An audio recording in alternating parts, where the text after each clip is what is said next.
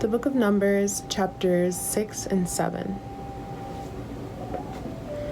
Then the Lord said to Moses, "Give the following instructions to the people of Israel.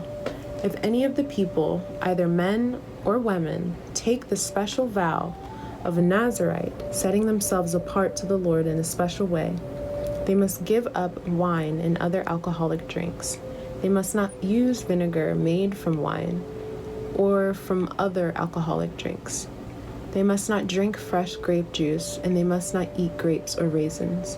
As long as they are bound by their Nazirite vow, they are not allowed to eat or drink anything that comes from a grapevine, not even the grape seeds or grape skins. They must never cut their hair throughout the time of their vow, for they are holy and set apart to the Lord. Until the time of their vow has been fulfilled, they must let their hair grow long, and they must not go near a dead body during the entire period of their vow to the Lord. Even if the dead person is their own father, mother, brother, or sister, they must not defile themselves, for the hair on their head is the symbol of their desperation to God. This requirement applies as long as they are set apart to the Lord. If someone falls dead beside them, the hair they have dedicated will be defiled. They must wait for 7 days and then shave their heads. Then they will be cleansed from their defilement. On the 8th day, they must bring 2 turtle doves or 2 young pigeons to the priest at the entrance of the tabernacle. The priest will offer one of the birds for a sin offering and the other for a burnt offering. In this way, he will purify them from the guilt they incurred through contact with the dead body. Then they must reaffirm their commitment and let their hair begin to grow again. The days of their vow that were completed before their defilement no longer count. They must rededicate themselves to the Lord as a Nazirite for the full term of their vow, and each must bring a 1-year-old male lamb for a guilt offering. This is the ritual law for Nazirites. At the conclusion of their time of separation as Nazirites, they must each go to the entrance of the tabernacle and offer their sacrifices to the Lord: a 1-year-old male lamb without defect for a burnt offering, a 1-year-old female lamb without defect for a sin offering, a ram without defect for a peace offering, a basket of bread made without yeast, cakes of choice flour mixed with olive oil and wafers spread with olive oil, along with their prescribed grain offerings and liquid offerings. The priest will present these offerings before the Lord, first the sin offering and the burnt offering, then the ram for a peace offering, along with the basket of bread made without yeast. The priest must also present the prescribed grain offering and liquid offering to the Lord. Then the Nazirites will shave their heads at the entrance of the tabernacle. They will take the hair that had been dedicated and place it on the fire beneath the peace offering sacrifice. After the Nazirite's head has been shaved, the priest will take for each of them the boiled shoulder of the ram, and he will take from the basket a cake and a wafer made without yeast. He will put them all into the Nazirite's hands. Then the priest will lift them up as a special offering before the Lord. These are holy portions for the priest, along with the breast of the special offering and the thigh of the sacred offering that are lifted up before the Lord. After the ceremony, the Nazirites may again drink wine. This is the ritual law of the Nazirites, who vow to bring these offerings to the Lord. They may also bring additional offerings if they can afford it, and they must be careful to do whatever they vowed when they set themselves apart as Nazirites. Then the Lord said to Moses, "Tell Aaron and his sons to bless the people of Israel with this special blessing. May the Lord bless you and protect you. May the Lord smile on you and be gracious to you. May the Lord show you his favor and give you his peace. Whenever Aaron and his sons bless the people of Israel in my name, I myself will bless them." On the day Moses set up the tabernacle, he anointed it and set it apart as holy. He also anointed and set apart all its furnishings and the altar with its utensils. Then the leaders of Israel, the tribal leaders who had registered the troops, came and brought their offerings. Together they brought 6 large wagons and 12 oxen. There was a wagon for every 2 leaders and an ox for each leader. They presented these to the Lord in front of the tabernacle. Then the Lord said to Moses, "Receive their gifts and use these oxen and wagons for transporting the tabernacle. Distribute them among the Levites according to the work they have to do." So Moses took the wagons and oxen and presented them to the Levites. He gave 2 wagons and 4 oxen to the Gershonite division for their work, and he gave 4 wagons and 8 oxen to the Merarite division for their work. All their work was done under the leadership of Ithamar, son of Aaron the priest. But he gave none of the wagons or oxen to the Kohathite division, since they were required to carry the sacred objects of the tabernacle on their shoulders. The leaders also presented dedication gifts for the altar at the time it was anointed. They each placed their gifts before the altar. The Lord said to Moses, "Let one leader bring his gift each day for the dedication of the altar." On the first day of Nishan, son of Amminadab, leader of the tribe of Judah, presented his offering. His offering consisted of a silver platter weighing 3 1/4 pounds and a silver basin weighing 1 3/4 pounds, as measured by the weight of the sanctuary shekel. These were both filled with grain offerings of choice flour moistened with olive oil. He also brought a gold container weighing 4 ounces, which was filled with incense. He brought a young bull, a ram, and a 1-year-old male lamb for a burnt offering, and a male goat for a sin offering. For a peace offering, he brought 2 bulls, 5 rams, 5 male goats, and 5 1-year-old lambs. This was the offering brought by Nishan, son of Amminadab. On the second day, Nathaniel, son of Zuar, leader of the tribe of Issachar, presented his offering. His offering consisted of a silver platter weighing 3 1/4 pounds and a silver basin weighing 1 3/4 pounds, as measured by the weight of the sanctuary shekel. These were both filled with grain offerings of choice flour moistened with olive oil. He also brought a gold container weighing 4 ounces, which was filled with incense. He brought a young bull, a ram, and a 1-year-old male lamb for a burnt offering, and a male goat for a sin offering. For a peace offering, he brought 2 bulls, 5 rams, 5 male goats, and 5 1-year-old male lambs. This was the offering brought by Nathaniel, son of Zuar. On the third day, Eliab, son of Helon, leader of the tribe of Zebulun, presented his offering. His offering consisted of a silver platter weighing 3 1/4 pounds and a silver basin weighing 1 3/4 pounds, as measured by the weight of the sanctuary shekel. These were both filled with grain offerings of choice flour moistened with olive oil. He also brought a gold container weighing 4 ounces, which was filled with incense. He brought a young bull, a ram, and a 1-year-old male lamb for a burnt offering, and a male goat for a sin offering. For a peace offering, he brought 2 bulls, 5 rams, 5 male goats, and 5 1-year-old male lambs. This was the offering brought by Eliab, son of Helon. On the fourth day, Elazar, son of Shedeur, leader of the tribe of Reuben, presented his offering. His offering consisted of a silver platter weighing 3 1/4 pounds and a silver basin weighing 1 3/4 pounds, as measured by the weight of the sanctuary shekel. These were both filled with grain offerings of choice flour moistened with olive oil. He also brought a gold container weighing 4 ounces, which was filled with incense. He brought a young bull, a ram, and a 1-year-old male lamb for a burnt offering, and a male goat for a sin offering. For a peace offering, he brought 2 bulls, 5 rams, 5 male goats, and 5 1-year-old male lambs. This was the offering brought by Elazar, son of Shedeur. On the 5th day, Shulamul, son of Zurishaddai, leader of the tribe of Simon, presented his offering. His offering consisted of a silver platter weighing 3 1/4 pounds and a silver basin weighing 1 3/4 pounds, as measured by the weight of the sanctuary shekel. These were both filled with the grain offerings of choice flour moistened with olive oil. He also brought a gold container weighing 4 ounces, which was filled with incense. He brought a young bull, a ram, and a 1-year-old male lamb for a burnt offering, and a male goat for a sin offering. For a peace offering, he brought 2 bulls, 5 rams, 5 male goats, and 5 1-year-old male lambs. This was the offering brought by Shulamul, son of Zurishaddai.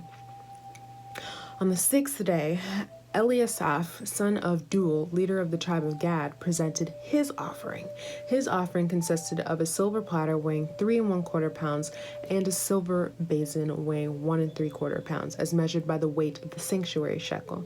These were both filled with grain offerings of choice flour moistened with olive oil. He also brought a gold container weighing 4 ounces, which was filled with incense. He brought a young bull, a ram, and a 1-year-old male lamb for a burnt offering, and a male goat for a sin offering. For a peace offering, he brought 2 bulls, 5 rams, 5 male goats, and 5 1-year-old male lambs. This was the offering brought by Eliasaph, son of Duel. On the 7th day, Elishama, son of Amihud, leader of the tribe of Ephraim, presented his offering. His offering consisted of a silver platter weighing 3¼ pounds and a silver basin weighing 1¾ pounds, as measured by the weight of the sanctuary shekel. These were both filled with grain offerings of choice flour moistened with olive oil. He also brought a gold container weighing 4 ounces, which was filled with incense. He brought a young bull, a ram, and a 1-year-old male lamb for a burnt offering, and a male goat for a sin offering. For a peace offering, he brought 2 bulls, 5 rams, 5 male goats, and a 5 1-year-old male lamb. This was the offering brought by Elishama, son of Amihud. On the 8th day, Gamaliel, son of Pedazur, leader of the tribe of Manasseh, presented his offering. His offering consisted of a silver platter weighing 3¼ pounds and a silver basin weighing 1¾ pounds, as measured by the weight of the sanctuary shekel. These were both filled with grain offerings of choice flour moistened with olive oil. He also brought a gold container weighing 4 ounces, which was filled with incense. He brought a young bull, a ram, and a 1-year-old male lamb for a burnt offering, and a male goat for a sin offering. For a peace offering, he brought 2 bulls, 5 rams, 5 male goats, and 5 1-year-old male lambs. This was the offering brought by Gamaliel, son of Pedazur. On the 9th day, Abidan, son of Gideoni, leader of the tribe of Benjamin, presented his offering. His offering consisted of a silver platter weighing 3¼ pounds and a silver basin weighing 1¾ pounds, as measured by the weight of the sanctuary shekel. These were both filled with grain offerings of choice flour moistened with olive oil. He also brought a gold container weighing 4 ounces, which was filled with incense. He brought a young bull, a ram, and a 1-year-old male lamb for a burnt offering, and a male goat for a sin offering. For a peace offering, he brought 2 bulls, 5 rams, 5 male goats, and 5 1-year-old male lambs. This was the offering brought by Abidan, son of Gideoni. On the 10th day, Ahaziah, son of Amishadai, leader of the tribe of Dan, presented his offering.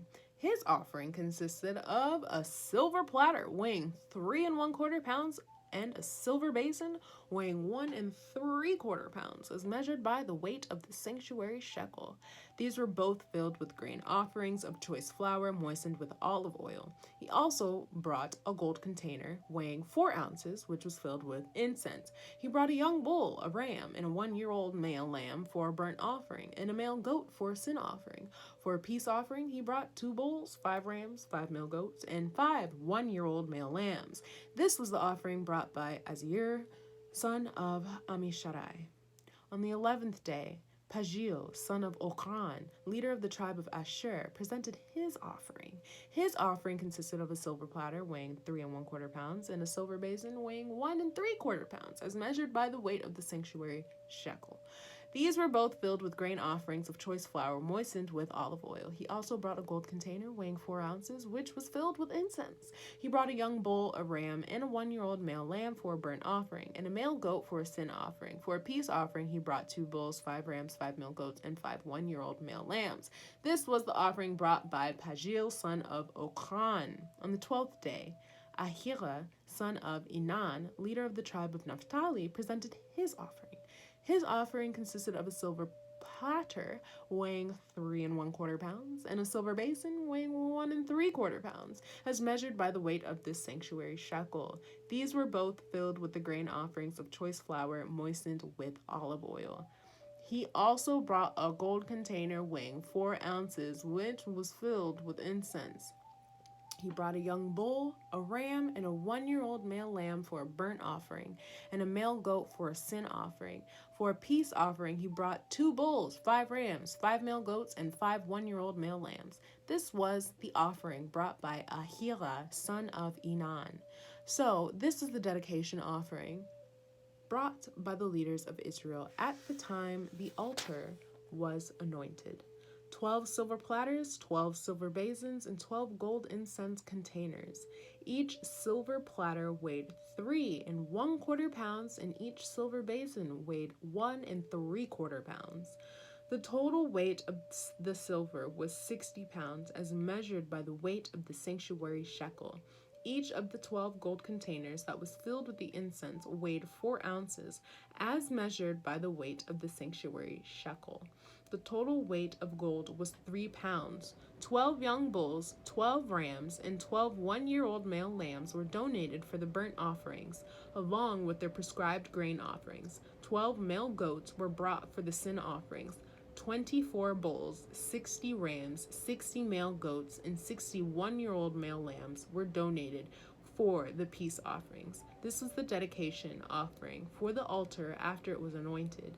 Whenever Moses went into the tabernacle to speak with the Lord, he heard the voice speaking to him from between the 2 cherubim above the ark's cover, the place of the atonement that rests on the ark of the covenant. The Lord spoke to him from there.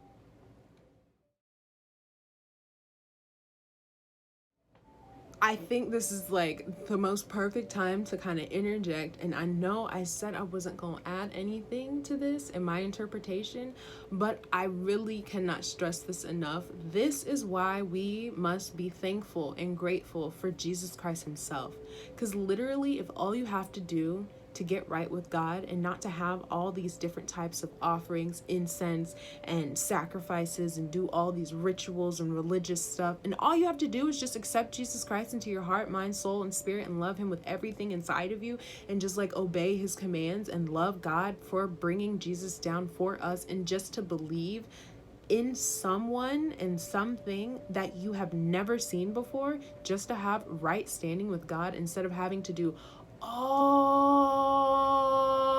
these other things that even the world still to this day tells you, oh, if you do this, if you do that, if you do this, and if you, I'm guilty of this too. So don't feel like the stress that you might hear, or the attitude or the sarcasm you might hear behind my tone is because, one, reading all that, I have committed to reading everything word for word, every last sentence. I even thought in the middle of the reading of the passage, like, do I really have to read all 12? Yes, read all 12, so everybody knows, I'm just reading strictly from the Bible. But like, through all of that stuff, I'm so grateful that we don't have to do any of that stuff. That's stressful to always think like, oh my goodness, like, even if I look at somebody the wrong way, then I have to go do something like that. Like, no, now I just have to go to Jesus and say thank you. Well, first, apologize, repent for my sin, you feel me? And when I say look at somebody the wrong way, I'm thinking of lust, because just gonna be plain and simple now, I have a problem with lust. Now I can just go ask God for forgiveness and to help me internally with that. And like, Jesus is there for a reason, and the Holy Spirit is there for a reason. And this just also goes to show why Jesus was brought onto this earth. When I said at the beginning on the intro video of this whole 1-year Bible challenge, this is the Old Testament. So this is an old covenant with God and his people. The New Testament, where it starts off with Matthew and ends in Revelation, is the new covenant. And the new covenant is Jesus Christ.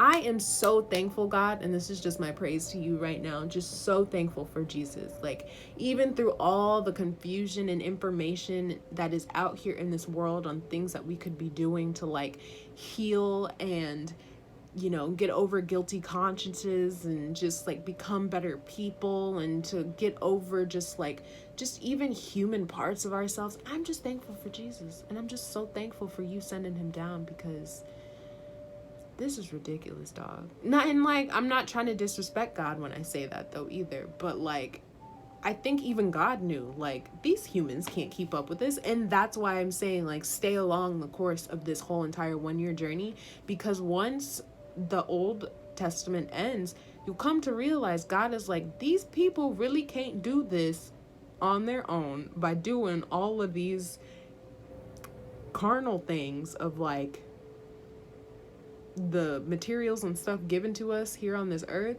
We can't do this by ourselves. That's why Jesus is here. And literally Jesus, like, all these bulls and rams that that they had to do in the Old Testament with the blood and everything and the sacrifice and at the altar and stuff, Jesus did it once and for all. We don't have to cut up one ram, no bull, no lamb, no goat. We don't have to even burn incense or anything. We don't even have to do sage and all that type of stuff. Jesus is as legit and more important than any other thing. Crystals, all this other stuff. Like, Jesus is my dog. Okay, I'm done. I hope that I do not add any more interpretation of my own understanding of this stuff, but sheesh, dog. The book of Mark, chapter 12, verses 38 through 44, and then chapter 13, verses 1 through 13. So Jesus also taught, "Beware of these teachers of religious law, for they like to parade around in flowing robes and receive respectful greetings as they walk in marketplaces, and how they love the seats of honor in the synagogues and the head table at banquets. Yet they shamelessly cheat widows out of their property and then pretend to be pious by making long prayers in public. Because of this, they will be more severely punished." Jesus sat down near the collection box in the temple and watched as the crowds dropped their money. Many rich people put in large amounts. Then a poor widow came and dropped in 2 small coins. Jesus called his disciples to him and said, "I tell you the truth. This poor widow has given more than all the others who are making contributions, for they gave a tiny part of their surplus, but she, poor as she is, has given everything she had to live on." As Jesus was leaving the temple that day, one of his disciples said, "Teacher, look at these magnificent buildings. Look at the impressive stones in the walls." Jesus replied, "Yes, look at these great buildings. But they will be completely demolished. Not one stone will be left on top of another." Later, Jesus at the Mount of Olives across the valley from the temple, Peter, James, John, and Andrew came to him privately and asked him, "Tell us, when will all this happen? What sign will show us that these things are about to be fulfilled?" Jesus replied, "Don't let anyone mislead you, for many will come in my name claiming I am the Messiah. They will deceive many, and you will hear of wars and threats of wars, but don't panic. Yes, these things must take place, but the end won't follow immediately. Nation will go to war against nation, the kingdom against kingdom. There will be earthquakes in many parts of the world, as well as famines. But this is only the first of the birth pains, with more to come.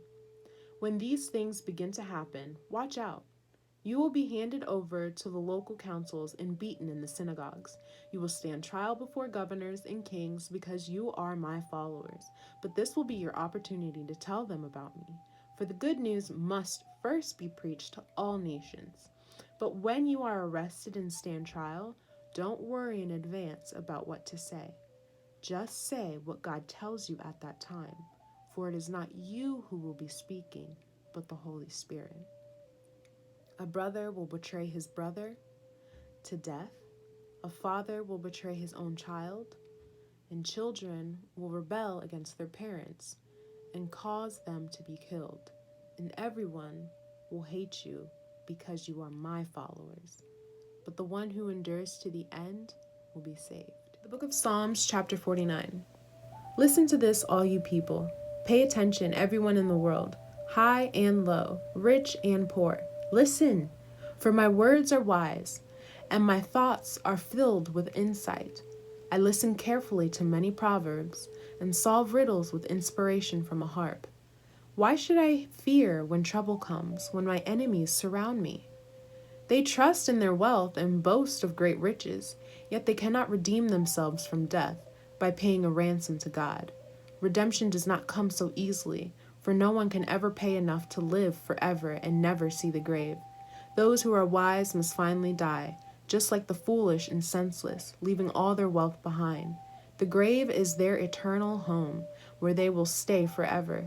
They may name their estates after themselves, but their fame will not last. They will die just like animals. This is the fate of fools, though they are remembered as being wise. Like sheep, they are led to the grave, where death will be their shepherd. In the morning, the godly will rule over them. Their bodies will rot in the grave, far from their grand estates. But as for me, God will redeem my life. He will snatch me from the power of the grave. So don't be dismayed when the wicked grow rich and their homes become ever more splendid. For when they die, they take nothing with them. Their wealth will not follow them into the grave. In this life, they consider themselves fortunate and are applauded for their success, but they will die like all before them and never again see the light of day. People who boast of their wealth don't understand. They will die just like animals. The book of Proverbs, chapter 10, verses 27 and 28. Fear of the Lord lengthens one's life, but the years of the wicked are cut short. The hopes of the godly result in happiness, but the expectations of the wicked come to nothing.